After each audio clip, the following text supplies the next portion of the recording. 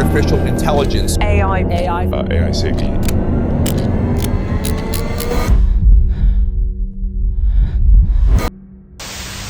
Parce que oui, aujourd'hui, on va faire 3 choses très simples. D'abord, on va poser le constat clair sur ce que l'intelligence artificielle est en train de changer concrètement en France et dans le monde. Ensuite, on va comprendre pourquoi beaucoup parlent d'une fenêtre de 5 à 10 ans pour se repositionner.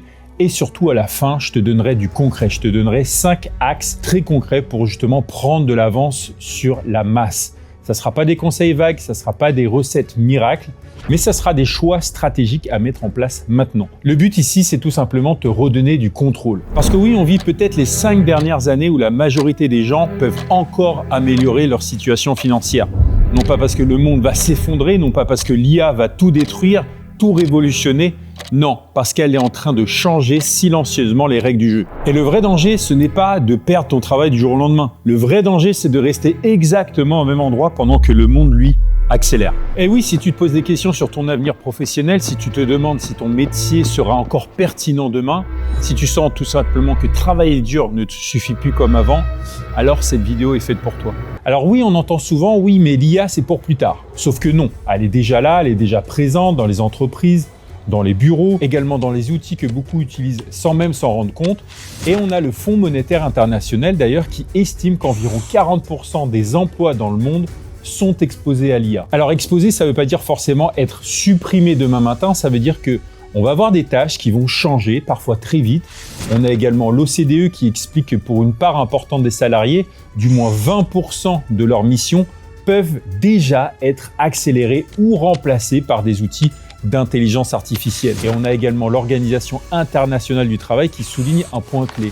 C'est qu'on a des métiers administratifs, on a des fonctions de support, on a des postes qui sont très structurés, qui sont parmi les plus touchés. Et là où ça devient sérieux, c'est sur l'entrée dans la vie professionnelle. Parce que quand on a des tâches de base qui disparaissent, ce sont les postes juniors qui trinquent. Pourquoi ? Parce qu'il y a moins de recrutement, il y a moins de formation, il y a moins d'ascenseur social. Soyons clairs, le sujet n'est pas est-ce que l'IA va prendre ton travail. Le vrai sujet, c'est celui-ci. Est-ce que le travail humain est en train de perdre de la valeur économique ? Et là, la réponse commence justement à devenir inconfortable. Parce que l'IA aujourd'hui permet à une seule personne de produire ce que faisaient avant plusieurs centaines ou dizaines de personnes. Pas forcément mieux, mais suffisamment bien, plus vite et pour beaucoup moins cher d'ailleurs. Résultat des comptes, la richesse ne disparaît pas, elle se concentre. Alors concrètement, qu'est-ce qui se passe ? Tout simplement, ceux qui savent utiliser ces outils d'intelligence artificielle prennent un avantage énorme.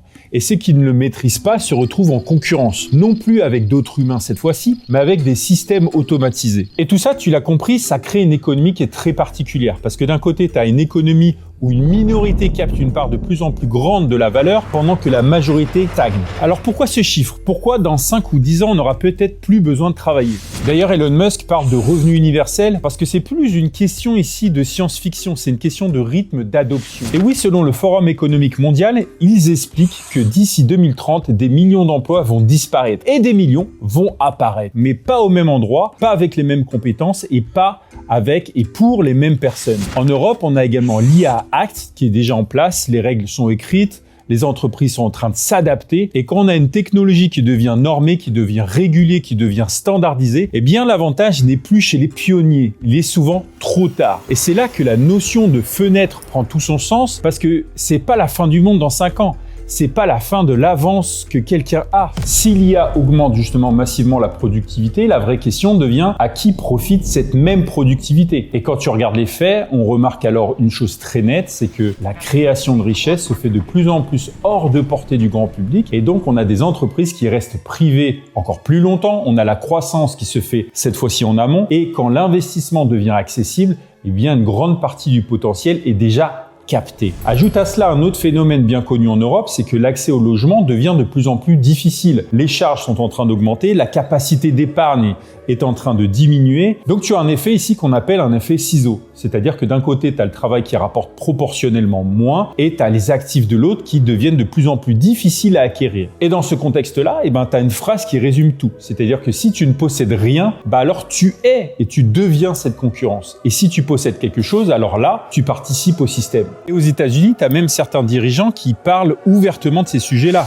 On a Bill Gates, par exemple, qui explique que dans les 10 prochaines années, beaucoup de métiers intellectuels pourraient nécessiter beaucoup moins d'humains. On a également Elon Musk qui évoque un futur où le travail pourrait devenir partiellement optionnel grâce à la robotique, grâce à l'IA. Alors, est-ce que ça arrivera exactement comme ça? Personne n'en sait rien. Mais une chose est sûre, ces réflexions en fait existent au sommet du système. Donc la vraie question, c'est est-ce que tu fais quelque chose pendant que ces discussions ont lieu? Parce qu'au fond, si tu te sens perdu, si tu te demandes même si ton métier aura un sens demain, ou même si tu as l'impression de courir sans avancer, eh bien rassure-toi parce qu'en fait, c'est pas toi le problème, c'est que le système est en mutation. Et dans ces moments-là, eh ben, tu as deux options. Soit un, tu vas te focaliser sur ce que tu ne contrôles pas, ou en deux, tu décides justement de te reprendre en main. Alors maintenant, parlons des solutions justement pour reprendre le contrôle de tout cela. En un, je dirais de maîtriser les outils d'intelligence artificielle, mais ce vraiment, pas les regarder de loin, pas dire je m'y mettrai plus tard. Non, les maîtriser, les automatiser, les structurer, puis les accélérer. Et l'IA n'est pas un gadget, c'est un amplificateur de compétences. C'est-à-dire que c'est celui qui sait l'utiliser, qui saura l'utiliser, qui va produire plus vite, plus loin, avec moins de friction. Et aujourd'hui, tu as plein d'outils d'intelligence artificielle qui te permettent de maîtriser justement cet outil-là, cette technologie-là. En deux, je dirais d'automatiser tout ce qui peut l'être pour te libérer du temps. Parce que le temps devient l'actif le plus précieux et tout ce qui peut être automatisé doit l'être. Que ce soit la gestion, l'organisation, la création, voire les analyses, pas pour travailler plus, mais pour mieux travailler, choisir sur quoi tu travailles effectivement et sur quoi et où est ta zone de génie et là où tu peux déléguer pour scaler. En trois, ce serait d'accumuler un maximum d'actifs sous toutes leurs formes, que ce soit l'immobilier, les entreprises, que ce soit les revenus